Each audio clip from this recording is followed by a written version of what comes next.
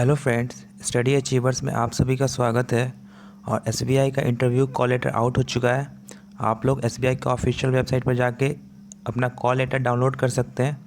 और मैं admit card का लिंक भी अपने डिस्क्रिप्शन में डाल दूंगा, वहाँ से भी आप लोग डाउनलोड कर सकते हैं। सबसे बड़ा क्वेरी ये है कि एसबीआई ने एक बायोडाटा फॉर्म दिया है, तो इसे कैसे फिल करना है। मैं लास्ट ईयर एसबीआई का इंटरव्यू अपेयर किया हूँ, तो मैं अपने एक्सपीरियंस पे आपको बताता हूँ कि आपको ये बायोडाटा फॉर्म कैसे फिल करना है। क्योंकि ये जो बायोडाटा फॉर्म है आपके पैनल के पास जाएगा और इसी से आपके क्वेश्चन या इंटरव्यू सारा घूमेगा। कहने का मतलब सारा इंटरव्यू आपका इसी बेसिस पे रहेगा, आपके बायोडाटा पे बेसिस पे। तो कैसे इसे फिल करना है, चलिए हम उस पर बात करते हैं। सबसे पहले तो आप इसे भर लीजिएगा इंटरव्यू डेट। इंटरव्यू डेट जो आपका डेट होगा, जो सेंटर होगा, जैसे जो एलएचओ आपका अलॉट हुआ होगा इंटरव्यू के लिए, वो एलएचओ डाल दीजिएगा। पैनल कौन सा है, फर्स्ट सेकंड, रोल नंबर अपना, रजिस्ट्रेशन नंबर, नाम, कैटेगरी, आधार नंबर। यहाँ तक आपको कोई दिक्कत नहीं होगा मेरे ख्याल से। इसको छोड़ दीजिएगा, ये ऑफिस यूज के लिए, ये आपके भरने का चीज़ नहीं है।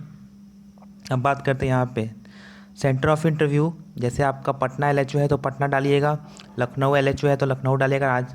तो ऐसे है। डेट, आपको जिस डेट को इंटरव्यू है आप वो डेट मेंशन कीजिएगा। और अपना रोल नंबर।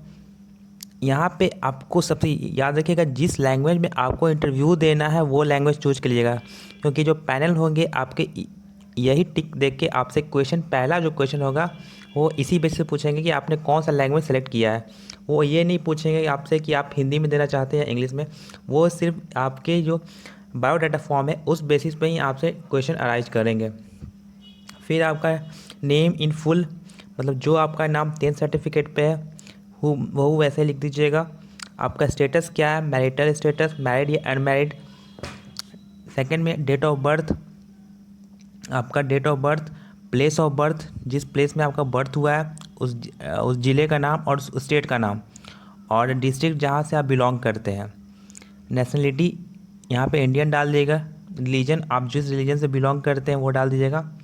यहाँ पे अपने फादर और जो मैरिड वुमेन होंगी वो अपने हस्बैंड का नाम और उनका प्रोफेशन या डेजिग्नेशन लिखिएगा। यहाँ पे अपने मदर्स नेम और ऑक्यूपेशन का नाम लिखिएगा। अब बात करते हैं नेशनलिटी। ये तो सब आप लोग भर लीजिएगा। नेशनलिटी, फादर का क्या है, मदर का क्या है, ये आम सी बात है, इंडियन ही होगा। और आपका प्लेस ऑफ बर्थ, जो आपके मतलब कि place of birth of husband wife, मतलब अगर आप मैरिड हैं तो उनका प्लेस ऑफ बर्थ। और एक तो और चीज़ बात है, अगर जिस कॉलम आपसे रिलेट नहीं करता है वहाँ पे नॉट एप्लीकेबल डाल दीजिएगा, एन डाल दीजिएगा, ठीक ना। जैसे मान लीजिए कि अगर आप अनमैरिड हैं तो इस कॉलम में आप नॉट एप्लीकेबल डाल दीजिएगा। यहाँ पे अपना कैटेगरी का टिक कर लीजिएगा। अब बात करते हैं कि if you are physically challenge, तो अगर आप इसमें से बिलोंग नहीं करते हैं तो आप इसमें से कोई भी टिक नहीं लीजिएगा, नॉट एप्लीकेबल लिख दीजिएगा यहाँ पे। जैसे if you are physically challenge person, तो यहाँ पे नॉट एप्लीकेबल लिख दीजिएगा। सेवेंथ में बात करते हैं कि यदि आप प्रवासी व्यक्ति हो तो उसका विवरण दें। मतलब कहीं आप अगर बाहर से आके बसे हुए हों तो उसका विवरण है। अगर आप ऐसे हैं तो आप इसको विवरण दीजिएगा, नहीं तो नॉट एप्लीकेबल यहाँ लिख दीजिएगा। मतलब कोई भी कॉलम आपको खाली नहीं छोड़ना है, हर कॉलम में आपको नॉट एप्लीकेबल फिल कर देना है। मदर टंग, आपका जो मदर टंग है वो लिख दीजिएगा। लैंग्वेज, आपको कौन सा लैंग्वेज आता है, जो एप्लीकेशन फॉर्म में आपने लैंग्वेज सेलेक्ट किया था वही लैंग्वेज यहाँ पर फिल कीजिएगा। इसे आप भर दीजिएगा। 10th 12th और ग्रेजुएशन, ये आपका जो month and year of passing जो आपके मार्कशीट पर होगा, टोटल मार्क्स और मार्क्स ऑब्टेंड और परसेंटेज। जब आप इंटरव्यू में जाइएगा तो आपको बायोडाटा से ही आपका जो मार्क्स है वो कैलकुलेट किया जाएगा। तो जो आपका मार्क्स आपके मार्कशीट में है, सेम एज इट इज़ आप बायोडाटा फॉर्म में मेंशन कीजिएगा। और यहाँ पे है कि आप सेमेस्टर वाइज, मतलब आपको फर्स्ट सेमेस्टर में कितना आया, सेकंड सेमेस्टर में किया बीटेक वाले, और जो नॉन बीटेक वाले हैं, जो सिंपल ग्रेजुएशन वाले हैं, वो एक बात का ध्यान रखिएगा कि आपका मान लीजिए 3 साल का कोर्स है तो आप यहाँ पर सिर्फ फर्स्ट सेमेस्टर लिखिएगा, सेकेंड सेमेस्टर लिखिएगा और थर्ड सेमेस्टर लिखिएगा। उसके अलावा आप इस फॉर्म उसका जो आपका 4th सेमेस्टर से 8th सेमेस्टर है उसको आपको फिल नहीं करना है, जो सिंपल ग्रेजुएशन वाले हैं। और अगर आप पीजी किए हैं तो सेम एज इट इज जैसे ग्रेजुएशन में किए हैं वैसे ही पोस्ट ग्रेजुएशन में फिल कर दीजिएगा। अब एक्सपीरियंस डिटेल देखिए, अगर आप पहले से जॉब में हैं तो आप उसका नेम और एड्रेस लिखिएगा। मान लीजिए एग्जांपल, आप अगर एसबीआई में जॉब कर रहे हैं क्लरिकल कैडर में, तो एसबीआई लिखिएगा। आप वहाँ पर जूनियर एसोसिएट लिखिएगा पोजीशन में, किस डेट में आपने ज्वाइनिंग किया वो डेट लिखिएगा। और अगर आप प्रेजेंट में हैं तो 2 का कॉलम में प्रेजेंट लिख दीजिएगा, ठीक है। और यहाँ पे आप लिखिएगा कि particular if any special qualification training in banking. अगर आपके पास जैसे आपने जीआईबी सीआईबी क्लियर किया है तो वो आप मेंशन कर सकते हैं, नहीं किया है तो नॉट एप्लीकेबल। आपका यहाँ पर कोई भी खेल में अगर रुचि है तो वो लिखिएगा। देखिए ध्यान रखिएगा कि जो आप लिख रहे हैं ऐसे मत लिख दीजिएगा। बायोडाटा का फॉर्म आपके पैनल के पास जाता है, तो जिस खेल में आपको नॉलेज है आप वो खेल ही लिखिएगा यहाँ पे। अब बात करते हैं hobbies and other interest. Hobbies and other interest यहाँ पे फिलअप कर दीजिएगा अपना जो भी हॉबी है आपका। Present address, permanent address same as it is application form में जैसा मेंशन था वो आप लिख दीजिएगा। और यहाँ पे आप लिखिएगा कि particulars of place where you have decided more than 1 years during the last 5 year. अगर आप 5 साल से एक ही लोकेशन में है तो वो लिखिएगा नहीं। और जो जॉब वाले हैं, मान लीजिए कि आपका 1 साल से अधिक हो गया, कहीं से दूसरे लोकेशन में जॉब कर रहे हैं, तो आप वो ही मेंशन कीजिएगा यहाँ पे अपने प्रेजेंट एड्रेस के अलावा।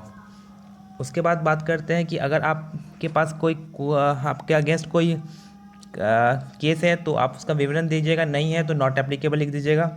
यहाँ पे भी नॉट एप्लीकेबल लिख दीजिएगा। जो आपको फॉर्म जो आपसे रिलेट नहीं करता है उस सब में आपको नॉट एप्लीकेबल लिखना है, ठीक है। और कैरेक्टर सर्टिफिकेट ध्यान दीजिएगा। Character certificate last educational institute, आप जिस कॉलेज से पास आउट हैं उसका कैरेक्टर सर्टिफिकेट चाहिए। मतलब कहने का मतलब इन 3 में से किसी 2, याद रखिएगा, इन 3 में से किसी 2 में आपको ले जाना है। या तो आप पास्ट और प्रेजेंट एम्प्लॉयर, जैसे मैं उस टाइम LIC में वर्क करता था तो मैंने LIC से अपना कैरेक्टर सर्टिफिकेट बनवा के ले गया था और गैजेट से बनवा के ले गया था। और एजुकेशनल जो मैं लास्ट कॉलेज था वो भी मैं कैरेक्टर ले गया था। तो तीनों में ले गया था, लेकिन कोई 2 ही आपको जो वहाँ ज़रूरत है। इस तीनों में से किसी 2 से आप बनवा सकते हैं। गैजेट तक बात है तो गैजेट में आपका जो मेंशन है, जैसे सेंट्रल गवर्नमेंट या MLA MLC MP branch head of state bank of India या नेशनलाइज बैंक, यानी किसी भी नेशनलाइज बैंक के ब्रांच मैनेजर से भी आप कैरेक्टर सर्टिफिकेट बनवा सकते हैं जो आपको जानता है। यहाँ पे किसी 2 ऐसे व्यक्ति का नाम लिखिएगा और टेलीफोन नंबर लिखिएगा जो कि आपका जो ये है आपको ये कर सके, आपको पहचान कर सके। क्या होता है आपका सिलेक्शन के बाद इसी 2 आदमी के पास आपको एक लेटर जाएगा, तो वैसे किसी आदमी का नाम नहीं लिखिएगा जिसको आप नहीं जानते, आप उसी का नाम लिखिएगा जिसको आप लोग जानते हैं। क्योंकि जो लेटर जाएगा तो उनको जवाब देना होता है। जब आपका ज्वाइनिंग के बाद इन दोनों पर्सन के पास टेलीफोन नंबर या एक लेटर जाएगा तो वो आपके कैरेक्टर को जस्टिफाई करेंगे। तो इसमें वैसे किसी 2 आदमी का नाम लिखिएगा जिसे आप लोग जानते हो। और यहाँ पे अपना प्लेस लिखिएगा, डेट डालिएगा, वो डेट डालिएगा जिस दिन आपका इंटरव्यू है, ठीक है। सिग्नेचर ऑफ कैंडिडेट और लेफ्ट थंब इम्प्रेशन सब घर से करके ले आना है, वहाँ पे आपको ये सब नहीं करना है। बात को ध्यान दीजिएगा। जो आइडेंटिटी सर्टिफिकेट होगा उसका फॉर्मेट ये है, मतलब जो कैरेक्टर सर्टिफिकेट है आपका वो फॉर्मेट ये है। आप इस पर कैरेक्टर सर्टिफिकेट अपने बनवा सकते हैं किसी गैजेट से या किसी ब्रांच हेड से, यहाँ पर मेंशन किया हुआ है। आगे बात करते हैं तो यहाँ पे OBC का है, तो ये OBC कैटेगरी वाले का है। और कुछ यहाँ पे जो इम्पोर्टेंट इंस्ट्रक्शंस है आप उसके का पढ़ लीजिएगा अच्छे से। और एक और बात है, जो जैसे मान लीजिए कि आप OBC से बिलोंग नहीं करते हैं तो आपको सारे पेज को फॉर्म फ़ोटोकॉपी लेके नहीं जाना है। आपको जो पेज का फॉर्म फ़ोटोकॉपी ले जाना है वो आप टिक कर लीजिएगा। जैसे मान लीजिए कि ये आपका ये पेज नहीं ले जाना है, ये पेज नहीं ले जाना है, तो सारे का फ़ोटोकॉपी करवाने की कोई ज़रूरत नहीं है। आप जो आपके काम का है वो करवा लीजिएगा। यहाँ पे एक ओरिजिनल, इसको एक फिलअप कर लीजिएगा पेन से, एक पेन से फिलअप कर लीजिएगा, उसका 4 कॉपी फ़ोटोकॉपी करवा लीजिएगा, ठीक ना।